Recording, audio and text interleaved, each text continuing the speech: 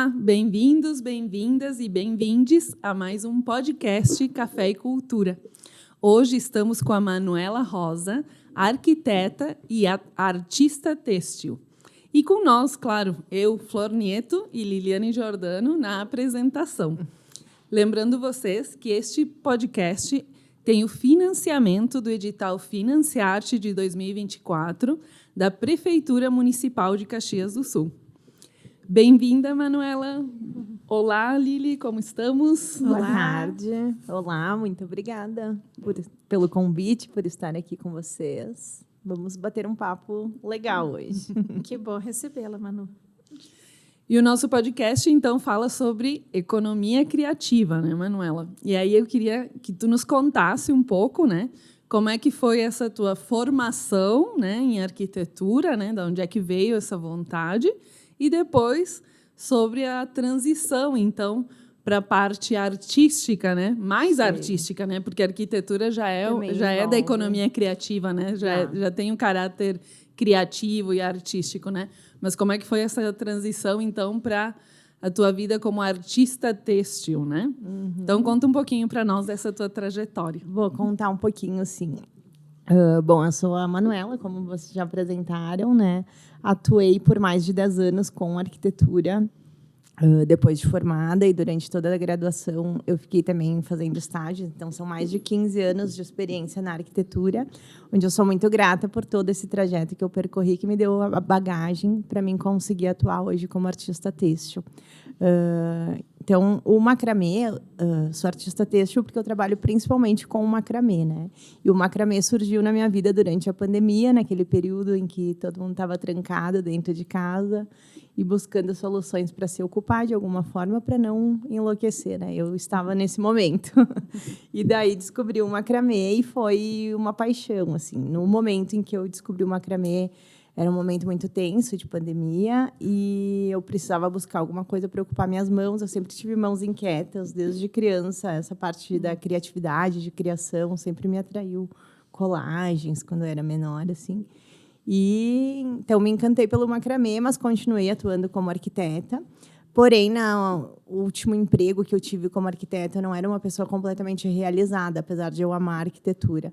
Enfim, descobri o macramê, comecei a desenvolver coisas para mim mesmo num primeiro momento. Daí as pessoas começaram a me pedir para comprar e eu não sabia como vendia. E comecei a organizar para realmente ter um ateliê com coisas feitas de forma artesanal. E assim eu fui migrando. Em dado momento, veio a vida e me deu um empurrão, veio uma demissão do meu antigo emprego.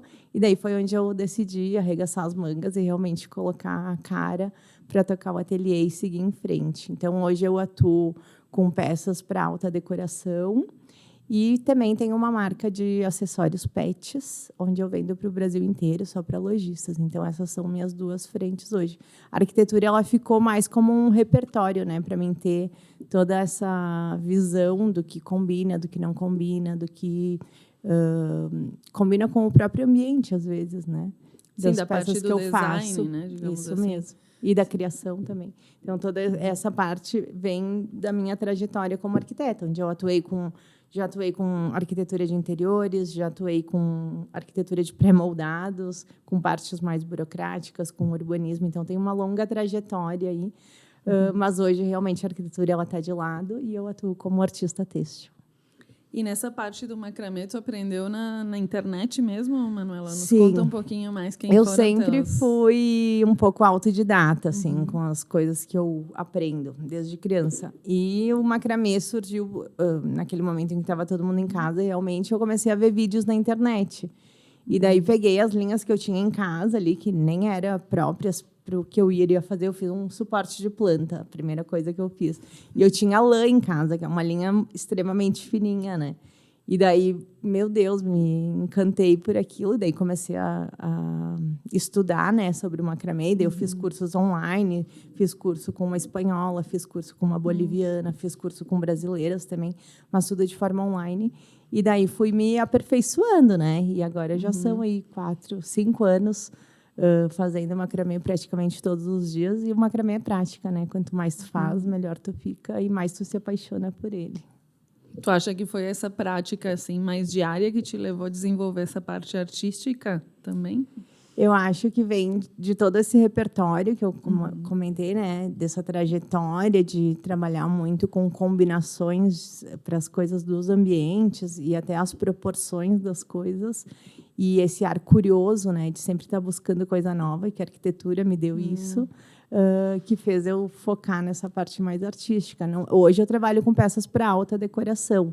Então, são peças normalmente exclusivas, feitas por encomenda, onde eu faço uma consultoria com os clientes, que eu analiso o ambiente do cliente para ver o que combina, o que não combina. Então, existe uma troca nessa consultoria, né, para entender um pouquinho mais e realmente entregar uma peça feita totalmente à mão, artesanal, em busca de materiais sustentáveis também, e que vai ser completamente personalizada e exclusiva para quem está comprando aquela peça. Mas, antes disso, teve uma trajetória, né, onde eu fazia coisas mais simples, menos elaboradas, com um custo também menos elevado.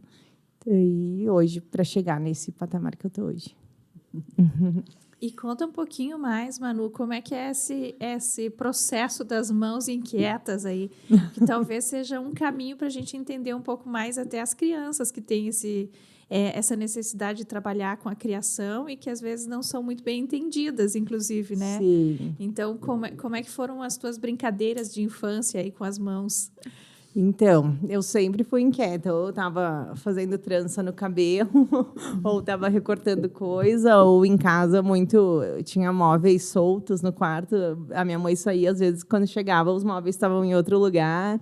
Estava sempre manipulando coisas, né? Então, a mente de uma pessoa criativa, geralmente, é uma mente bem acelerada, né? Que busca se ocupar de alguma forma.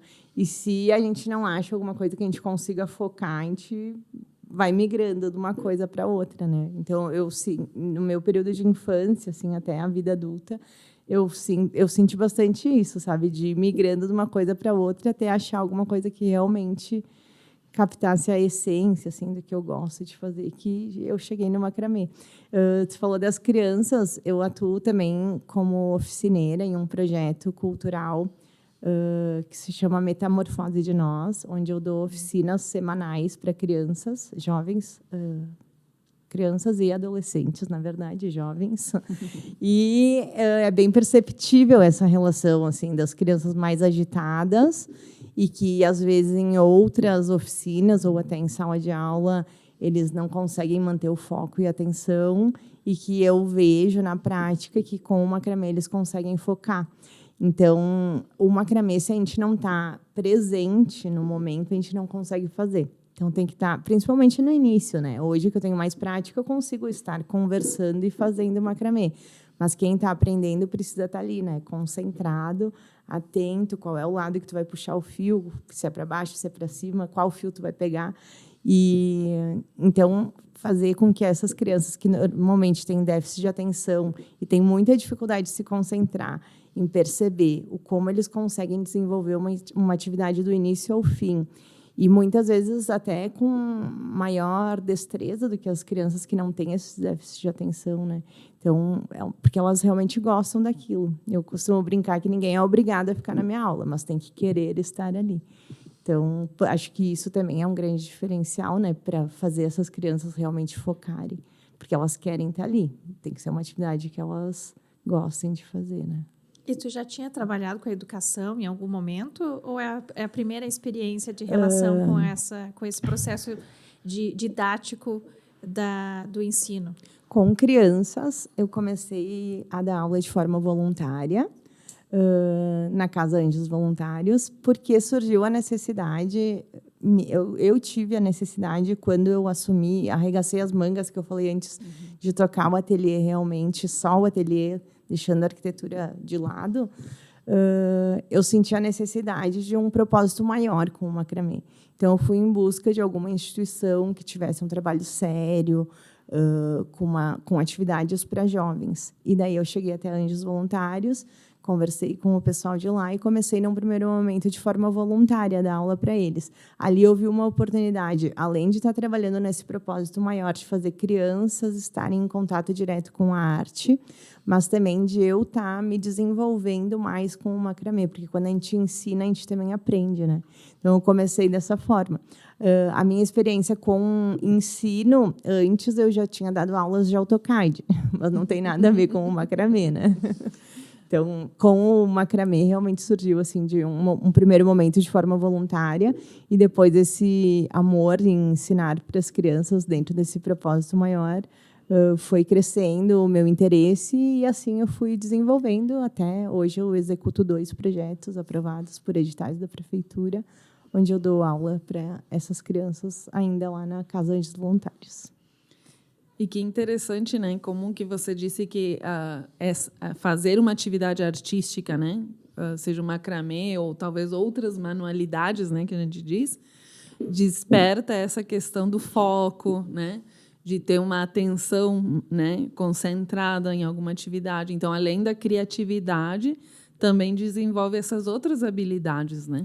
Sim, e além dessas habilidades, o convívio entre eles, porque eles precisam estar se ajudando, né? O propósito dos projetos desse ano que eu estou executando é que vão ter 2 oficinas abertas, onde eles vão me ajudar a ensinar a comunidade macramê. Então, eu já tenho treinado com eles durante as aulas de eles estarem ensinando, e isso aumenta o convívio social deles. Tem muitas crianças que têm desafio em convívio mesmo, sabe, com outras crianças, de ficar, às vezes, não violento, mas mais rígidos, assim, de não ter um bom convívio social. E com essa arte e de estar ensinando para os outros, eles se obrigam a ir criando vínculos, né, e laços. Tu vê que na primeira aula para hoje, eles já estão muito mais misturados, assim, e sem aqueles grupinhos que sempre tinham um grupinho aqui, um grupinho lá, eles vão se misturando, né? Então, é legal essa coisa. Isso tudo a arte pode proporcionar, independente de ser uma macramê ou outra, né? Sim. A arte e o empreendedorismo, né, Manuela? Porque, assim, como tu fez o teu ateliê, imagino que também tu esteja inspirando eles nessa parte do empreendedorismo. Eles já tiveram alguma experiência nesse sentido? Já tiveram, sim. Foi muito legal. A Lili pôde participar, inclusive. Comprou uma peça de uma das minhas alunas. Ah, é, Lili? Não, uma peça linda, um suporte de planta que elas fizeram, com a cor verde. Com a cor verde, Podia exatamente. ser, né? A cor Com uma verde. linha verde, mas assim, com um trabalho assim, muito, muito bom, muito bonito, né? Sim, não Elas é estavam porque muito é feito em empolgadas. oficina que é feito de qualquer jeito, né? Isso. Essa experiência que a Lili teve a oportunidade de adquirir um suporte de plantas feita por um dos alunos, na verdade foi feito por 2 alunos, aconteceu na finalização do projeto que eu executei no ano passado, que era um projeto aprovado pelo Financiarte do ano passado, e o objeto final era uma feirinha onde a gente convidava a comunidade para vir para dentro da Anjos Voluntários e comprar coisas que eles mesmos fizeram.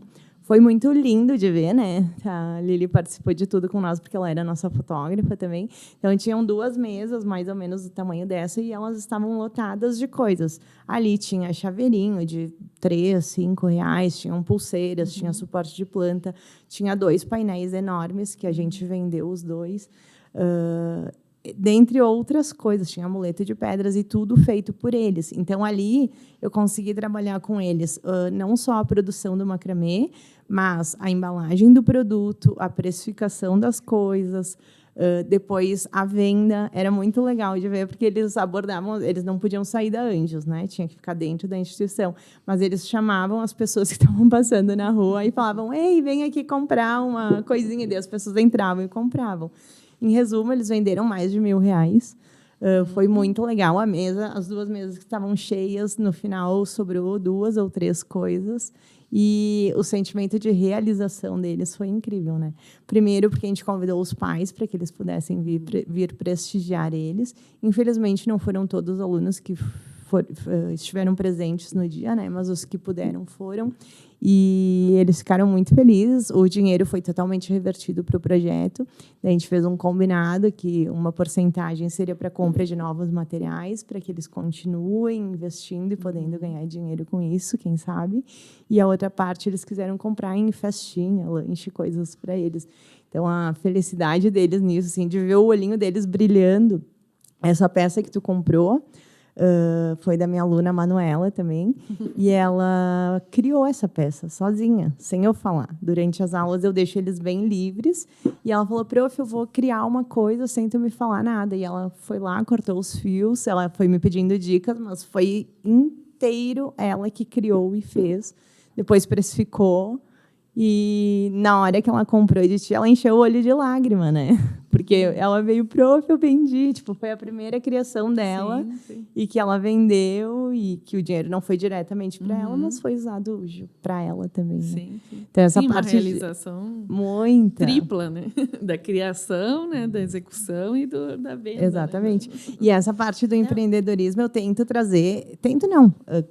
Com frequência, quase todas as semanas, eu levo a minha realidade do meu ateliê para eles. Porque se pensa que viver de arte é aquela coisa de tu ir vender pulseirinha na beira da praia, mas pode ser dessa forma, não tem nada errado nisso. Mas dá para viver de arte de forma diferente, até porque a gente tem boleto para pagar, né? Então, a gente precisa ter a coisa bem estruturada. Então, por exemplo, a minha marca de acessórios para pet, que eu entrego para o Brasil inteiro, com frequência eu levo as encomendas, abro e mostro, ó, isso eu estou entregando, vai ir para o estado de Goiânia, vai para Goiás, aqui dentro tem X reais, eu demorei tanto tempo para fazer. Então, são coisas que vocês também são capazes de fazer, só tem que insistir, investir tempo, praticar, persistir e tudo mais.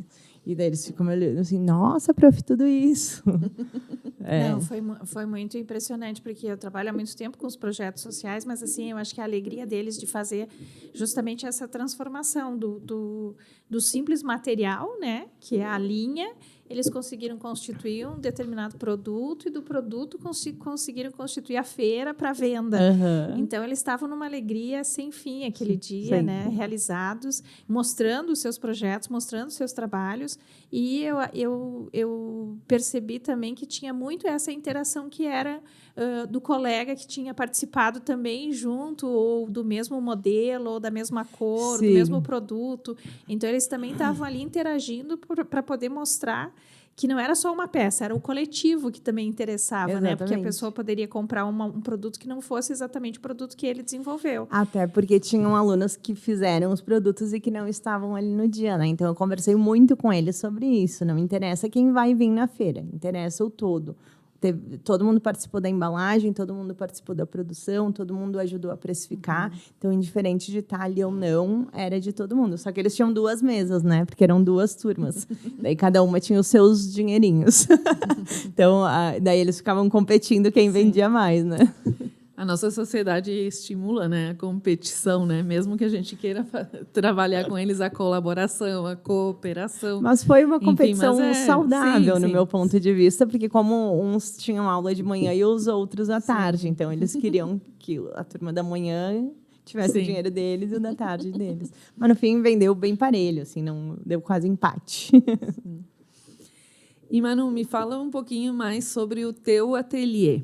Então, quais foram os desafios? Como é que foi assim para escolher fala a marca, enfim, todas essas questões também burocráticas, né, que envolvem empreender, né? Porque pelo que tu disse, tu trabalhava como funcionária, né, em uma empresa e aí passou a atuar como empreendedora. Exatamente. Né? Meu último emprego CLT, que foi como arquiteta, foi numa empresa de pré-moldados, então não tinha nada a ver com arte, né? Era muito automatizado, assim, é indústria, né? Sim, mais padronizado, vamos dizer assim. E tem que produzir, baixa a cabeça e vai embora. E daí, para migrar, eu caí de paraquedas, né? Nunca tinha feito uma atividade empreendendo, muito menos com arte, e o macramê que eu estava aprendendo. Então, foram muitos desafios. Fazendo essa pergunta, passa um filme na minha cabeça, né? Mas, conta para nós tentando resumir, Num primeiro momento, hoje o meu ateliê se chama Manuela Rosa Design Têxtil. Num primeiro momento, acho que faz um ano e pouco que eu assumi esse nome, né? Antes eu me posicionava como Elan Macramê. Então, eu fiz feiras de rua com isso, eu atendia por encomendas também, mas eu fazia peças menores, eu trabalhava com amuletos de pedra, com suportes de planta, com painel de parede, coisas com menor valor agregado e peças de tamanho menor também, né? Então, foi um tempo, assim, até me consolidar, até eu sentir segurança também de fazer coisas mais ousadas e maiores, onde eu fui me consolidando ali. A minha ideia sempre foi, de certa forma, que as pessoas, pelo menos de Caxias do Sul, me reconhecessem como uma pessoa que trabalha com macramê. Só que isso é uma construção, né? Porque eu sei lá da arquitetura que ninguém nem fazia ideia e muita gente ainda não sabe o que é macramê, né? Sim. Então foi uma construção. Os desafios foram muitos, mas o que eu tenho visto, assim, que é fundamental é cada vez profissionalizar mais os processos e as etapas. Então, hoje eu talvez tenha ficado um pouco confuso, mas só para deixar claro, hoje eu atuo com o ateliê Manuela Rosa Design Têxtil, que essa transição do Elan Macramê para o Manuela Rosa Têxtil aconteceu exatamente por eu querer profissionalizar e elitizar mais a minha marca. Com essas peças para alta decoração. Então, o macramê ele pode ser aquela coisa simples, que é aquela arte de rua, assim, que é linda, maravilhosa, mas ele pode chegar em patamares maiores, em projetos de arquitetura, realmente, né? Projetos de design de interiores, com peças sofisticadas e exclusivas, que é o que eu faço no Manuela Rosa Design Têxtil. Além disso, eu atuo com a Ornapet Acessórios Artesanais, que é uma marca que vende só para lojistas, acessórios para pet. Então, ali está bem profissionalizado. Assim. Ali tem nota fiscal, tem imposto, tem todas as partes de uma empresa de verdade. E a logística, porque eu entrego principalmente para fora do Rio Grande do Sul. Tipo, semana passada eu entreguei para Curitiba, Goiânia e mais alguma cidade também. Vai tudo para fora, sabe? Então, ali eu tenho o sistema com todos os produtos cadastrados. Então, apesar de ser artesanal, é uma produção em maior escala, porque eu atendo maiores quantidades de um produto mais simples. Então, essa é a segunda linha que eu atuo. E a terceira linha, que daí são os projetos culturais, né? Onde, nesse ano, eu estou executando 2 projetos, um pela lei de Aldir Blanc e o outro pelo Financiarte, e os 2 na Casa Anjos Voluntários. E isso eu me dedico 1 dia e meio com aulas todas as semanas. Então, a terça de manhã e de tarde eu dou aula, e na quarta de manhã eu também dou aula. Não que eu não me dedique mais tempo para esses projetos, porque tem outras demandas além da sala de aula, né? Mas uma coisa vem complementando a outra. Hoje, o que está mais estacionado, não digo parado, porque eu estou também com o desenvolvimento de novos produtos, é a parte para alta decoração. Com essas outras demandas, né, eu sou uma só. Então, a gente não consegue fazer todas as coisas ao mesmo tempo. Mas eu tenho desenvolvido coisas nessas 3 frentes. Era uma das minhas perguntas aí, como é que tem sido essa jornada, porque frenética. É uma jornada que realmente, quando a gente tem uma determinada profissão com uma entrega específica, depende de uma dedicação, mas nesse momento imagino que tu está com dedicação full time para todas essas atividades e empresarial ainda, sim. Que além das atividades artísticas de criação, do próprio desenvolvimento do produto, e fotografia de produto e logística é bem frenética a minha rotina, assim. Tenho priorizado descansos, que é fundamental para que eu consiga produzir tudo isso. Mas, de qualquer forma, hoje, nos projetos, eu tenho pessoas trabalhando junto comigo.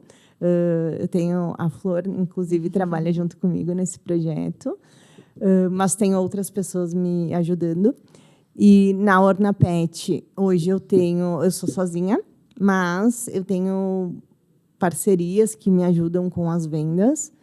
E no Manuela Rosa Design Têxtil, daí sim eu atuo completamente sozinha. Mas são... as etapas têm que estar muito bem estabelecidas e organizadas para que tudo funcione, né? Costumo dizer que é uma engrenagem e todas elas têm que estar rodando no seu ritmo para que tudo flua da melhor maneira.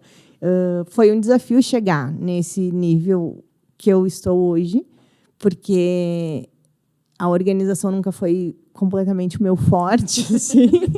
Mas eu venho cada vez mais organizando e realmente em processos. Quanto mais a gente tem os processos bem estabelecidos e organizados, melhor a coisa acontece. Né? Mais uma coisa que o macramê te trouxe, então, a organização. A organização, exatamente. O macramê que eu digo, mas tu faz outros designers, né? Não Sim, é só o macramê, nas oficinas com os jovens, é aula exclusiva de macramê. Porém, nas outras frentes ali, não é só o macramê, né? Vocês mesmos falaram, empreender inclui um monte de outras coisas, além da arte em si, mas para as peças decorativas eu também acabo usando outras técnicas, né? Não só o macramê, outras técnicas ancestrais também, que são saberes de... na maioria das vezes, mulheres que vão passando de geração em geração. E eu luto muito para que a gente não se perca, né, essa arte. Eu estou com a bandeirinha do macramê ali, mas que todas as artesãs que sabem alguma técnica, eu gostaria muito que cada vez mais as pessoas aprendessem isso, porque tem sido saberes que têm ficado no esquecimento, né? Tipo, o macramê mesmo, é poucas pessoas que sabem fazer hoje em dia.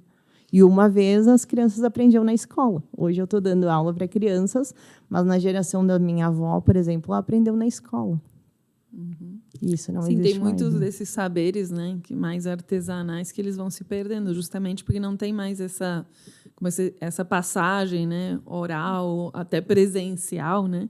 E muita coisa não é documentada, né? Então, tipo, eu quero ler um livro sobre macramê. Até tu vai achar, mas não é que nem ler um livro sobre internet, sei lá, sobre algum tema mais atual.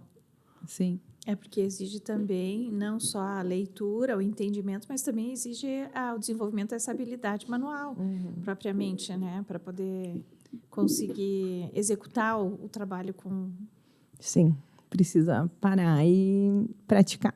qualidade. E no início, geralmente, não saem as coisas mais lindas, então o desistir é fácil, né? Tem que, além de se dedicar a treinar, né, a praticar, tem que insistir até ficar bom. Sim. Eu lembro de um momento que uma amiga tentou me ensinar crochê, né? E aí eu fui fazer o crochê, mas aí aquilo lá foi ficando apertado, e eu fui ficando tensa. Eu disse, isso aqui era para relaxar, mas não está funcionando. Eu disse, meu Deus, tem que aprender a ser menos formal, né? Como a gente estava falando antes deixar da fluir, gravação. Né? Deixar fluir, né? Mas também isso, né? Essas atividades artísticas, além, né, de você ter migrado para o empreendimento, também trata dessa outra dimensão, né, da vida, né? Da questão da saúde mental, né? Enfim, é também uma terapia, né? Praticar essas atividades. Eu sempre digo para os meus alunos, porque eles começam a fazer, e daí começa a acontecer o que tu comentou aqui quando tu aprendeu o crochê, né? Tu vai fazendo, daí tu vai olhando aquele negócio, expectativa e realidade. No artesanal tem muito isso, né? Tu vê um vídeo ali, meu Deus, que fácil, vou comprar a linha. Daí tu vai comprar a linha, fica a expectativa e a realidade, um negócio nada a ver. Mas eu sempre falo para os meus alunos, confia no processo. E o processo inclui tu repetir muitas vezes a mesma coisa até ficar bom. Só que se tu não repetir, tu não vai chegar no resultado bom. Então, esse processo ele é muito importante. E isso é em tudo na vida, né? A gente precisa confiar no processo. A gente não chega direto no melhor resultado das coisas. Se a gente não praticar, se a gente não insistir, se a gente não colocar tempo, investir vontade de fazer aquilo, a coisa não evolui. E o desafio estético, Manu, como tem sido com os alunos e com a recepção das pessoas também com relação a esse desafio, porque o macramê também deixou, por determinado momento, de estar presente nas casas como decoração ou como suporte de materiais, justamente porque a gente passa por mudanças estéticas. Então, como tem sido esse desafio de trazer, né, as manualidades para essa estética das crianças, para a estética das pessoas, para a casa das pessoas? Eu gosto muito de trabalhar com repertório de imagens, né? Então, eu tento levar isso para os meus alunos também, de mostrar referências, porque hoje, talvez, quem está escutando aqui não conheça macramê, ou se conhece, pode imaginar que o macramê que a gente só exista o macramê, aquele da toalha de rosto, barrinha de toalha, que uma vez era feito muito em macramê, né? Ou tapetinho de banheiro, que eu acho lindo, não tenho nada contra isso. Mas o macramê evoluiu, assim como tudo evoluiu. Hoje, o feito à mão ele está nas passarelas de moda, ele está na decoração, ele está na arquitetura. O feito à mão ele chegou com muita força para ficar, né? Então, isso vem junto também com o desenvolvimento de designs diferentes das coisas. Então, aquela toalhinha de mesa também continua sendo de macramê, mas a gente evolui para peças realmente mais sofisticadas, né? Então, não precisa ter aquela cara de que a vozinha fez o macramê para colocar na parede, que por muito tempo ficou em desuso, porque era essa imagem e referência que se tinha. Então, esse repertório fotográfico e visual, eu acho ele muito importante, de buscar referências. Eu vou desenvolver uma peça decorativa para colocar numa parede, vamos supor, tá? Seja com os meus alunos ou no meu ateliê. Eu sempre vou buscar referências de coisas que não necessariamente são de macramê, não necessariamente são do feito à mão, mas eu vou buscar referências de coisas que vão agregar valor a um ambiente. Olhando essa luminária, por exemplo, ela não é de macramê, mas a gente imagina possibilidades que a gente pode fazer ela com um formato parecido, similar, mas com macramê. Então, esse olhar para a estética ele tem que estar acontecendo o tempo inteiro, né? Eu sou muito da natureza, então tu vai para a natureza, tu vê uma coisa, tu já te inspira. No meu dia a dia, às vezes tu está passando na rua, tu vê alguma coisa em viagens, ou às vezes na internet, né? Hoje o celular está aí para nós ficar rolando feed, mas dá para buscar muita referência boa também. É importante porque a gente tem um desafio enorme de fazer essa transformação do olhar do concreto para um abstrato e do abstrato da criação para o concreto, de novo, que é a criação artística. Então, esse é o desafio maior. Eu acredito que para passar para as pessoas no dia a dia, para a decoração, ou para as crianças, os adolescentes, ou os alunos, né, que consigam fazer esse processo de entender que a visualidade ela faz parte desse processo da criação, inclusive, para o desenvolvimento. Né? Eu tenho alunas, falo alunas porque são mais as meninas que têm esse perfil, geralmente, mas que elas gostam, prof, não quero fazer isso que tu está dando, deixa eu inventar aqui. Daí elas vão lá, às vezes eu deixo, às vezes não, né? Depende do foco da aula. E daí, às vezes, elas vão lá e vou fazer um brinco. E daí elas começam a fazer um brinco. Daí passam umas 4 aulas, elas ficam fazendo o mesmo brinco, porque elas viram aquele brinco que elas gostaram, né? E daí eu trago uma imagem de um brinco diferente. Olha, dá para fazer isso. Daí elas começam a abrir a mente para fazer outras coisas, né? Essa parte da criação, eu adoro a criação, né? Quando eu trabalhava com arquitetura, sempre foi a parte que eu mais gostei, assim, de entender uma demanda no caso hoje de onde a peça decorativa vai ser inserida e criar para isso, e na época da arquitetura de entender a personalidade das pessoas que iam viver naquele ambiente e trazer isso para a realidade de forma funcional. Só que o criar, se a gente fica muito engessado, a gente não abre a mente, né? Então, esses espaços sem fazer nada de descanso, eles são fundamentais para que a mente continue criativa. Eu estou agora em desenvolvimento de 2 produtos, mais especificamente. Um que é para a minha linha PET, né, para a minha marca PET, e o outro que é para peças decorativas. E os 2 envolvem fibras vegetais não têxteis, que são palhas, diferentes tipos de palhas, porque eu estou inserida num outro projeto que se chama Artesanato de Fibras Vegetais Não Têxteis. Então, eu estou nesse desafio, enfim, está tendo uma mentoria. E a palha é um material novo para mim, né? Eu faço releituras de cocares têxteis, onde já existia uma coroa de palhas, mas eu fazia sempre a mesma técnica para colocar nesses cocares. E agora eu estou me desafiando a trabalhar com a palha em formatos diferentes e palhas diferentes, palhas aqui da nossa região. Então, a mente está precisando criar e buscar referência, sabe? Eu acho que, para a criação, os testes eles são muito importantes. Tu testar materiais, tu testar formatos, tu pensar fora da caixa, para depois tu realmente desenvolver um produto. Então, nas aulas, eu tento levar isso também para os meus alunos. E no ateliê, muito, assim, em fazer experimentações diferentes de materiais e testes com nós diferentes, técnicas diferentes, não só do macramê, para depois pensar em executar um produto da maneira final, como ele vai para o cliente. Então, tem coisa nova em breve por aí. E, Manu, para irmos nos despedindo da nossa conversa, que está muito boa, né? Mas a gente tem tempos, né? Organização. O que tu indica para quem quer empreender, então, na área artística? O que tu recomenda? Minha palavra desse ano é organização. Gostei. Mas, porém, todavia, a gente não pode esperar estar 100% organizado para começar a fazer qualquer coisa. Se a gente for esperar estar pronto e estar tudo perfeito, a gente não começa. Então, a minha dica para quem gostaria de empreender é: faz com o que tu tem hoje em mãos e dá o teu melhor e vai te organizando para ir entregando cada vez melhores resultados. Porque se a gente esperar ter tudo pronto e tudo organizado, a gente nunca vai sair do chão, a gente não vai começar, a gente não vai ver a coisa crescer. Porque daí a gente fica só organizando para nós e nunca acha que é o suficiente. Então, começa com o que tu tem hoje e vai aos poucos organizando para que a coisa fique cada vez mais profissional. Muito bem, muito obrigada.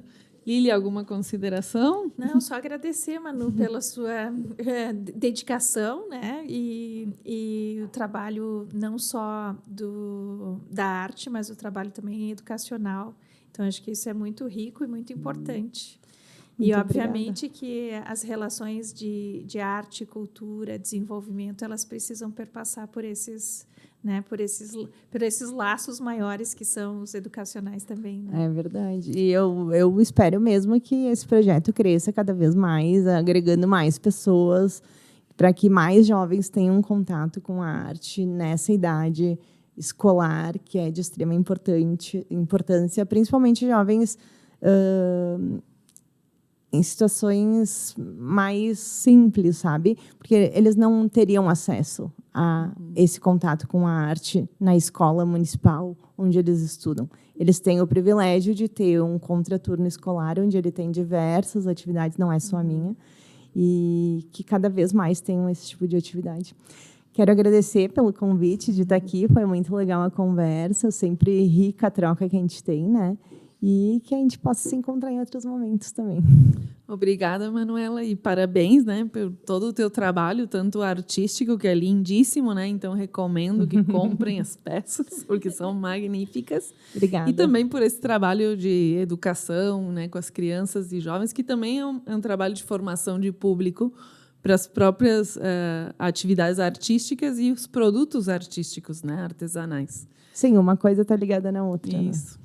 Então, muito obrigada. Encerramos aqui o nosso podcast Café e Cultura. Lembrando que nós temos o financiamento do edital Financiarte da Prefeitura de Caxias do Sul.